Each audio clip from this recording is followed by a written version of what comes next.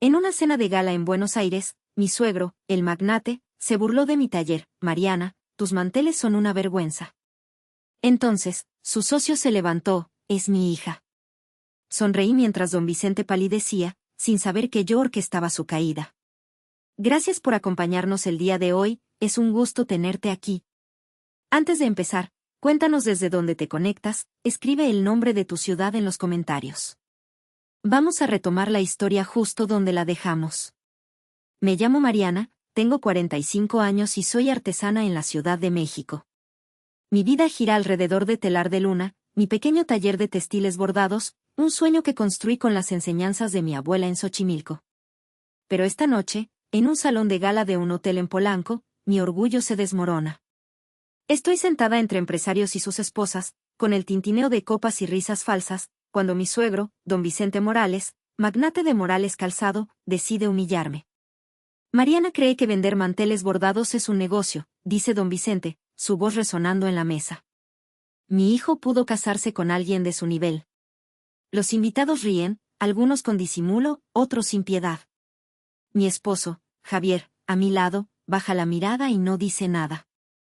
El calor sube por mi rostro, pero aprieto los puños bajo la mesa. Llevo años soportando las pullas de don Vicente, quien me ve como una indígena sin clase, por mis raíces humildes. Cada palabra suya es un recordatorio de que, para él, no soy suficiente para su hijo.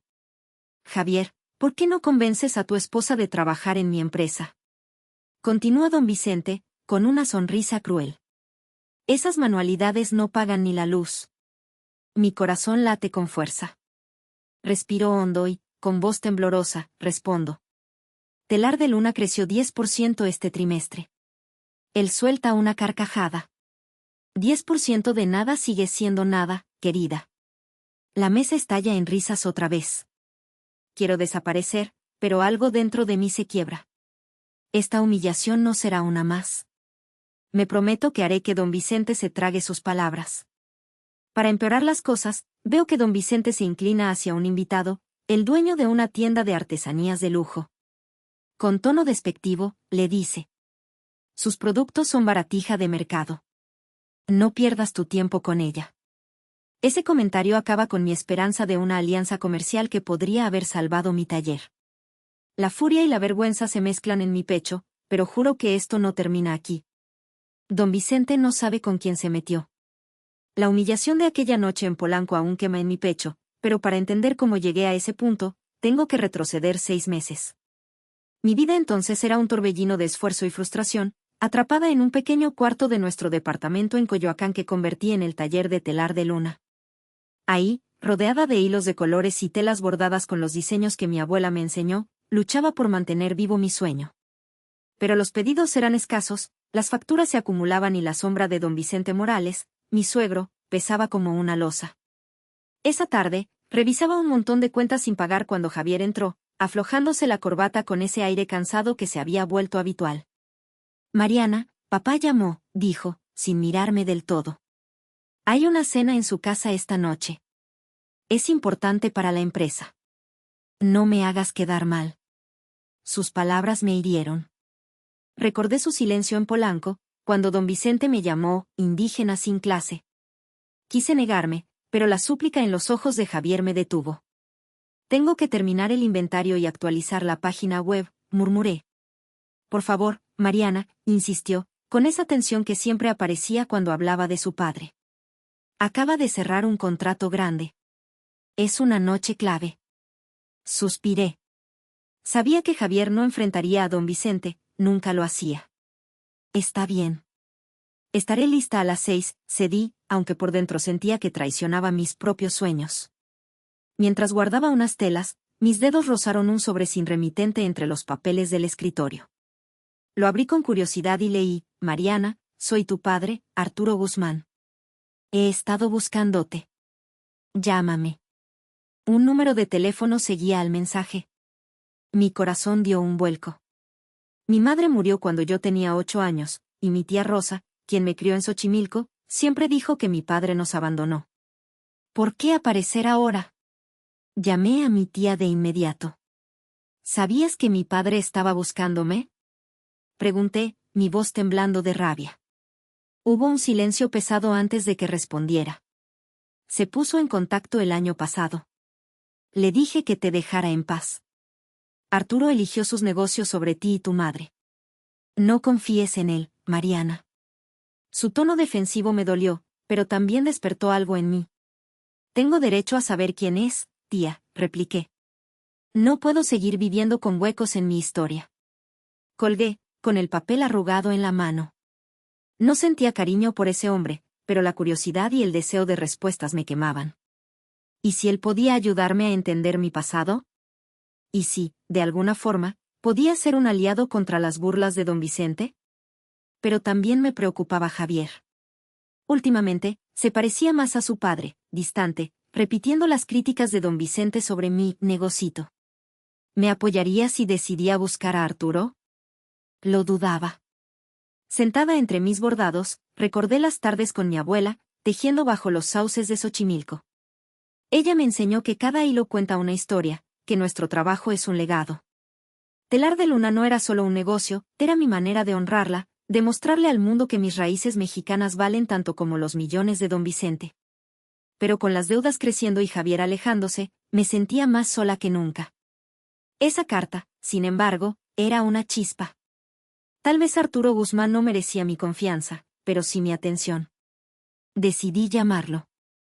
No por él, sino por mí. La decisión de contactar a Arturo Guzmán pesaba en mi corazón mientras cruzaba las calles empedradas de Coyoacán hacia la Condesa, aún resonando con la humillación de don Vicente en Polanco y la chispa de esperanza que esa carta anónima encendió. En mi taller, los bordados de telar de luna eran mi refugio, pero las facturas y el silencio de Javier me recordaban lo frágil que era mi sueño.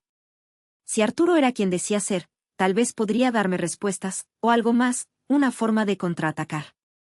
Llegué a un café discreto, con mesas de madera y aroma a espresso. Arturo estaba ahí, un hombre de 70 años, elegante en su traje gris, con ojos verdes que, al verme, me hicieron contener el aliento, eran como los míos. Me senté frente a él, las manos apretadas en mi regazo. Mariana, dijo, su voz suave pero cargada de emoción, gracias por venir. No supe qué responder. Él comenzó a hablar, explicando cómo dejó a mi madre cuando yo era bebé, convencido de que no podía darnos una vida digna. Quise construir algo grande con Guzmán y Novatech y volver por ustedes, confesó, mirando su taza. Pero cuando lo logré, tu madre ya no estaba, y tú, te había perdido. Su dolor parecía genuino, pero el resentimiento ardía en mi pecho. ¿Por qué ahora? Pregunté, con un nudo en la garganta. ¿Después de 45 años? Construí un imperio, pero sin familia, no significa nada, respondió, mirándome fijamente. Quiero conocerte, Mariana. Me debatía entre creerle y temer que solo buscara limpiar su conciencia. Sus palabras tocaban una herida vieja, pero también una esperanza que no quería admitir. Entonces, casi sin querer, mencionó algo que cambió todo. Mi empresa provee software logístico a Morales Calzado. Sin nuestra tecnología, su expansión a Sudamérica se vendría abajo. Mi corazón dio un vuelco. Morales Calzado. La empresa de don Vicente, el hombre que me llamó baratija de mercado, y pisoteó mi orgullo. ¿Eres socio de mi suegro? Pregunté, tratando de disimular mi sorpresa. Arturo asintió, ajeno a la tormenta en mi mente. Un contrato importante. Vicente depende de nosotros. En ese momento, vi una oportunidad. No solo respuesta sobre mi pasado, sino un arma contra don Vicente.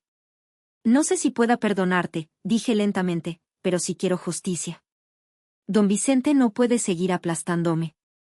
Arturo me miró con una chispa de comprensión. Hablemos, entonces, propuso. ¿Qué necesitas? Mientras planeábamos, una sombra cayó sobre telar de luna. Don Vicente, enterado de mi intento de contactar al dueño de la tienda de artesanías en Polanco, había enviado cartas anónimas a mis clientes clave, insinuando que mis textiles eran de baja calidad. 2 pedidos importantes se cancelaron esa semana, y mi correo se llenó de dudas de compradores. La rabia me consumía. No era solo una burla en una cena, don Vicente estaba decidido a destruir mi negocio. Regresé a casa, donde Javier revisaba documentos de Morales Calzado. ¿Todo bien?, preguntó, sin levantar la vista. No, respondí, conteniendo las lágrimas. Alguien está hablando mal de mis productos. Él se encogió de hombros. Negocios, Mariana. A veces pasa. Papá dice que hay que ser duro para sobrevivir. Sus palabras, eco de don Vicente, me cortaron como cuchillo. Me encerré en el taller, mirando los bordados que llevaba días perfeccionando. Eran más que tela, eran mi historia, mi herencia de Xochimilco. Arturo podía ser un extraño, pero su oferta de ayuda era real. Por primera vez, sentí que no estaba sola. Con él, podía hacer que don Vicente pagara. Pero, ¿a qué costo? Esa pregunta me perseguía mientras el plan tomaba forma. El encuentro con Arturo en la Condesa me dejó con una mezcla de esperanza y temor, pero también con un propósito claro. Las heridas de su abandono seguían doliendo, y las cartas anónimas de don Vicente, que hicieron que mis clientes cancelaran pedidos, avivaron mi furia. Telar de Luna estaba en peligro, y Javier, cada vez más distante, no era el apoyo que necesitaba. Pero Arturo, con su influencia en Morales Calzado, me ofrecía una oportunidad que no podía ignorar. Era hora de actuar. Nos reunimos nuevamente en el mismo café, esta vez con una libreta donde anoté cada detalle que Arturo compartía. Vicente está obsesionado con expandir Morales Calzado a Sudamérica, explicó, su tono sereno pero calculador. Todo depende de un proveedor de cuero argentino, Cuero Estrella, y un contrato de distribución en Buenos Aires. Si fallan, su plan colapsa. Mis ojos brillaron. ¿Podemos hacer que fallen? Pregunté, mi voz baja pero firme. Arturo sonrió ligeramente. Discretamente, sí. Puedo presionar a Cuero Estrella para que reduzcan su suministro. El contrato de distribución es más complicado, pero tengo contactos que pueden retrasarlo. Planeamos cada paso con cuidado, como si moviéramos piezas en un tablero de ajedrez. Mientras tanto, yo trabajaba sin descanso para mantener Telar de Luna a flote. Viajé a Chiapas y convencí a una cooperativa de artesanas de San Cristóbal de las Casas para asociarse conmigo. Sus bordados, llenos de color y tradición, elevaron la calidad de mis textiles. Arturo, sin que nadie lo supiera, financió anónimamente la renta de un local en Roma Norte, un espacio con vitrinas amplias y paredes de adobe que le daban a Telar de Luna la presencia que siempre soñé. Por primera vez, sentí que controlaba mi destino. Pero esa fuerza venía con un precio. En casa, Javier se volvía un extraño.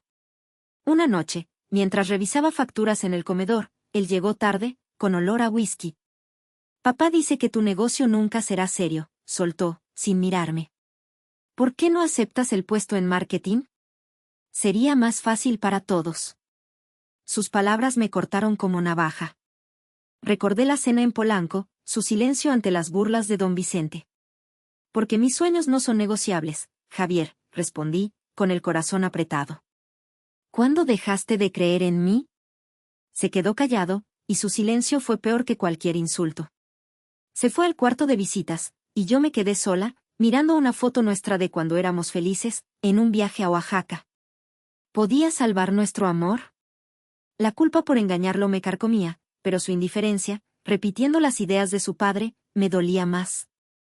Don Vicente no solo atacaba mi negocio, estaba robándome a mi esposo.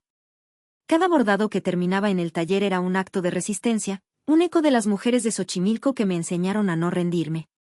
Mi lucha no era solo por Telar de Luna, sino por todas las mujeres como yo, enfrentando el machismo y las expectativas de una sociedad que nos pide callar.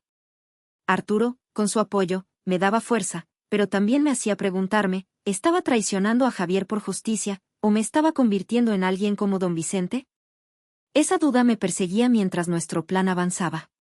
Sabía que no había vuelta atrás, pero el costo emocional crecía con cada paso. Con el plan trazado junto a Arturo, sentía una energía nueva, como si los hilos de Telar de Luna se alinearan por fin. Las burlas de don Vicente en Polanco, sus cartas anónimas que espantaron a mis clientes y la indiferencia de Javier me habían empujado al borde, pero ahora tenía un aliado y un propósito. En el nuevo local de Roma Norte, los bordados chiapanecos brillaban bajo las luces, y yo estaba lista para devolver el golpe. Pero cada paso adelante venía con un nudo en el estómago, sabiendo que mi matrimonio colgaba de un hilo. Arturo actuó primero. Usando su influencia, convenció a Cuero Estrella, el proveedor argentino de Morales Calzado, de reducir su suministro, alegando diferencias éticas con las prácticas de don Vicente. La noticia llegó como un terremoto. Sin ese cuero, la expansión sudamericana de don Vicente tambaleaba. Al mismo tiempo, yo cerré un trato con la Cooperativa de Artesanas de San Cristóbal. Sus bordados exclusivos, con diseños inspirados en la selva lacandona, atrajeron la atención de una tienda de lujo en Polanco, la misma que don Vicente había saboteado meses atrás. Cuando firmé el contrato, sentí una ráfaga de orgullo. Telar de Luna no era la baratija que él despreciaba. La reacción de don Vicente no se hizo esperar. Una noche, Javier llegó a casa con el rostro tenso, arrojando su maletín sobre el sofá. «Papá está furioso», dijo, pasándose la mano por el cabello. «Cuero Estrella nos cortó el suministro, y él me culpa a mí. Si no arreglo esto, mi carrera se acaba». Fingí empatía, aunque por dentro celebraba el caos. «Tú siempre sales adelante, ¿no?», respondí, con voz suave. «Tal vez no todo depende de tu papá». Me miró con desconfianza, pero no dijo más. Don Vicente lo había nombrado gerente del proyecto sudamericano, una responsabilidad que lo absorbía por completo. Pasaba noches en la oficina, y nuestras conversaciones se reducían a frases cortas. La distancia entre nosotros crecía, y aunque saboreaba la justicia contra don Vicente, temía que Javier descubriera mi plan. ¿Qué haría si supiera que yo estaba detrás de los problemas de su padre? La tensión aumentó cuando Arturo me advirtió. Vicente contrató investigadores. Cree que hay un sabotaje corporativo. Tenemos que ser más cuidadosos. Mi paranoia creció. Cada llamada desconocida, cada mirada de Javier, me hacía pensar que estaba a punto de ser descubierta. Una tarde, en el taller, mientras cosía un mantel con flores de cempasúchil, me temblaron las manos. ¿Y si don Vicente conectaba los puntos? ¿Y si Javier elegía a su padre sobre mí, como siempre lo hacía?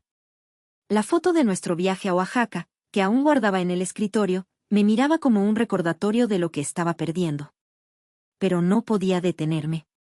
Cada bordado que terminaba era un acto de desafío, un eco de mi abuela en Xochimilco, que me enseñó a tejer con fuerza incluso en los peores días. Telar de Luna crecía, y con cada cliente nuevo, sentía que honraba mi herencia. Sin embargo, la culpa me perseguía. Engañar a Javier, aunque él me hubiera abandonado emocionalmente, me hacía cuestionarme, ¿era esta venganza justicia, o me estaba convirtiendo en alguien que usaba el dolor para ganar? Mientras Morales Calzado reportaba una caída del 10% en sus acciones, yo me preparaba para el siguiente movimiento, sabiendo que el precio de mi victoria podía ser más alto de lo que imaginaba. El éxito de los primeros golpes contra don Vicente me tenía caminando sobre nubes y brasas al mismo tiempo. La caída de las acciones de Morales Calzado y el contrato con la tienda de lujo en Polanco hacían que Telar de Luna brillara como nunca, pero la paranoia de ser descubierta y la frialdad de Javier me mantenían despierta por las noches. En el taller de Roma Norte, los bordados chiapanecos llenaban las vitrinas, pero mi corazón estaba dividido. ¿Valía la pena destruir el imperio de don Vicente si eso significaba perder a mi esposo? Una mañana, recibí una noticia que me dejó sin aliento. Una cadena de tiendas en Guadalajara pidió un lote masivo de manteles y rebozos, atraída por la publicidad de la Cooperativa de San Cristóbal. Mientras mi equipo celebraba en el taller, yo sentía una mezcla de orgullo y vértigo. Telar de Luna ya no era el negocito que don Vicente despreciaba, era un negocio real, con raíces en la tradición mexicana que mi abuela me legó. Al mismo tiempo, Arturo me llamó para confirmar el siguiente paso. Sus contactos en Buenos Aires retrasarían el contrato de distribución de Morales Calzado por problemas legales. Cada movimiento debilitaba más a don Vicente, pero también apretaba el nudo en mi pecho. Esa noche, Javier llegó a casa con una caja envuelta en papel de estraza. «Feliz aniversario», dijo, con una timidez que no le veía en años. «Sé que no he sido el mejor esposo. Quiero que vayamos a la cena en Buenos Aires juntos, como antes». Abrí la caja y encontré un rebozo bordado a mano, con hilos azules y rojos que parecían danzar. Era un gesto tan mexicano, tan nuestro, que mis ojos se llenaron de lágrimas. Recordé nuestras tardes en Xochimilco, cuando éramos solo nosotros, sin la sombra de don Vicente. «Es hermoso, Javier», susurré, abrazándolo. Por un momento, quise creer que podíamos salvarnos. Pero la realidad me golpeó. Javier seguía siendo el gerente del proyecto sudamericano, repitiendo las órdenes de su padre, ignorando las pullas que don Vicente lanzó contra mí, como aquella carta anónima que espantó a mis clientes. El rebozo era un destello de esperanza, pero no borraba su lealtad a Morales Calzado. Incapaz de dormir, salí al balcón y llamé a Arturo. No sé si pueda destruir a Javier junto con su padre, confesé, con la voz quebrada. Arturo guardó silencio antes de responder. Si le dices la verdad, avisará a Vicente. Piensa en todo lo que has construido, Mariana. Telar de Luna, tu legado. Él es mi esposo, repliqué, apretando el rebozo contra mi pecho. ¿Qué clase de persona soy si lo traiciono así? Una que lucha por lo que merece, dijo Arturo, pero sus palabras no calmaron mi tormenta. El rebozo, símbolo de amor y tradición, pesaba en mis manos. Para las mujeres como yo, criadas con los valores de familia y sacrificio, traicionar a un esposo era un pecado casi imperdonable. Pero, ¿acaso Javier no me había traicionado primero al elegir a don Vicente una y otra vez? Pensé en mi abuela, tejiendo bajo los sauces de Xochimilco, diciéndome que la fuerza viene de dentro. Telar de Luna era mi fuerza, mi resistencia contra el machismo de don Vicente. Decidí seguir adelante, pero la culpa me seguía como una sombra. Mientras preparaba el próximo paso con Arturo, me preguntaba si la justicia valdría el precio de un matrimonio roto y un corazón herido. El rebozo que Javier me regaló sigue en mi maleta, un recordatorio doloroso de lo que fuimos y lo que estamos perdiendo. La culpa por engañarlo me carcome, pero la furia contra don Vicente, alimentada por sus burlas en Polanco, sus cartas anónimas y la forma en que ha convertido a mi esposo en su sombra, me impulsa a seguir. Telar de Luna brilla con el pedido de Guadalajara y los bordados chiapanecos, pero el verdadero campo de batalla está en Buenos Aires. Ahí, Arturo y yo daremos el golpe final a Morales Calzado, y no sé si mi matrimonio sobrevivirá.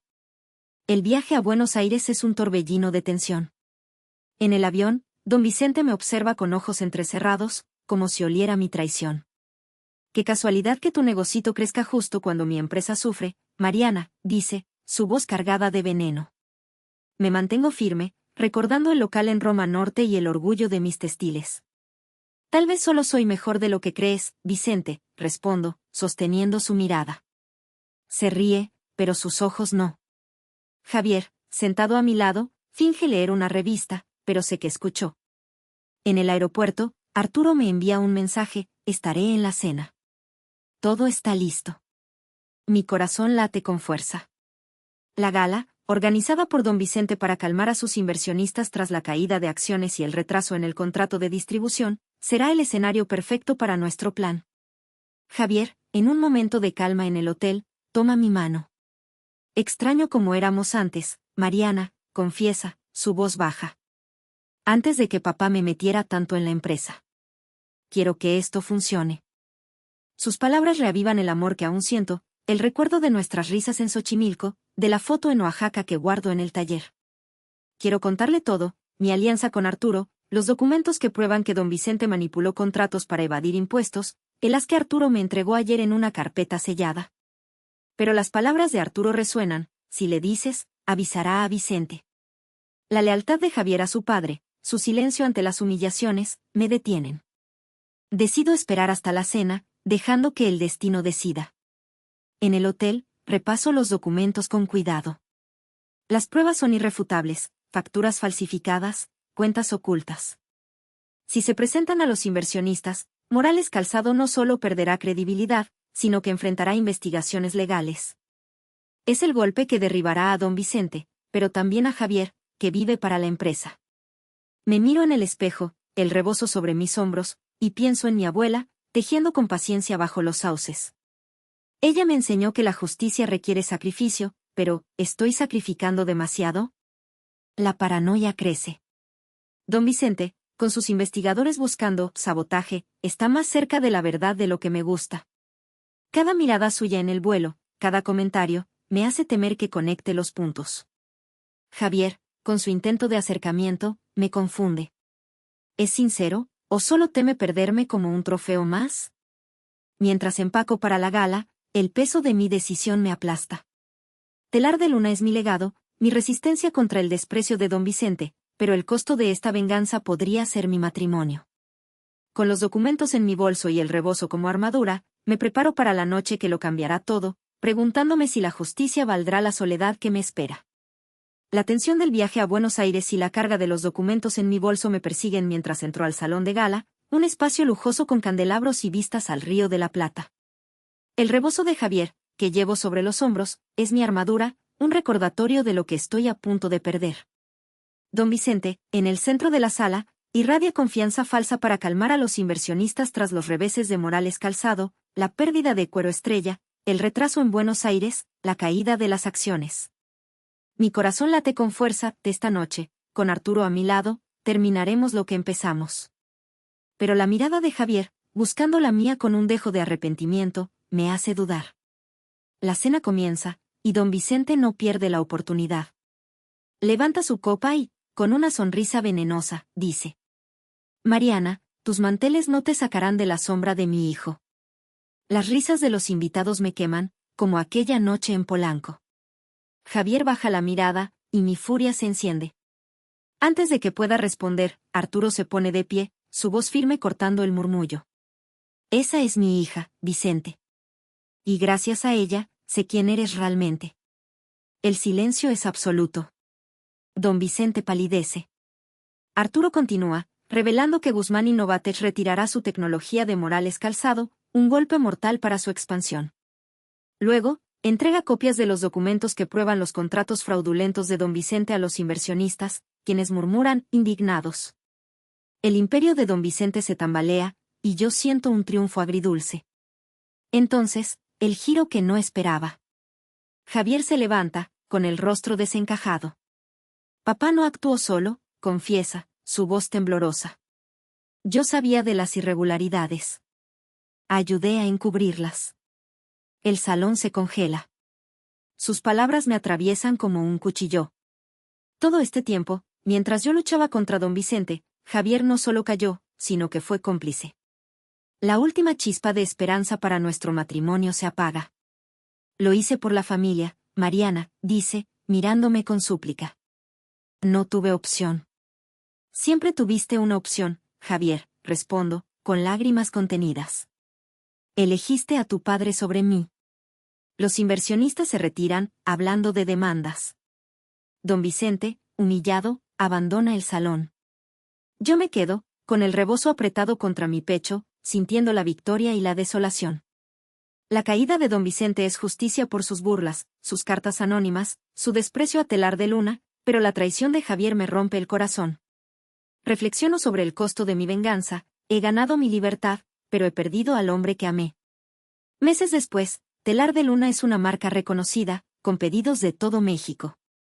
Me mudo a un departamento en Xochimilco, cerca de los canales donde mi abuela me enseñó a tejer. Arturo y yo seguimos construyendo nuestra relación, pero mantengo una distancia emocional, su apoyo fue clave, pero su abandono aún pesa. Javier se fue a Singapur con don Vicente, cuya empresa enfrenta investigaciones legales. Una noche, sola, miro el rebozo de Javier, sus hilos azules y rojos brillando bajo la luz. Arturo, en nuestra última charla, me dijo: Eres más fuerte que yo, Mariana. Tu madre estaría orgullosa. Acepto que mi libertad valió la pena, aunque las cicatrices duelen. Telar de Luna, como los bordados de mi abuela, es mi legado, tejido con dolor y resistencia. Cierro los ojos, sabiendo que, a pesar de todo, he encontrado mi lugar en el mundo. Muchísimas gracias por ver este video hasta el final. La familia puede ser un lugar lleno de amor, o de un dolor muy profundo. Si alguna vez te has sentido maltratado o ignorado por tus seres queridos, siéntete libre de compartir tu experiencia en los comentarios. Nunca sabes a quién podría ayudar tu historia.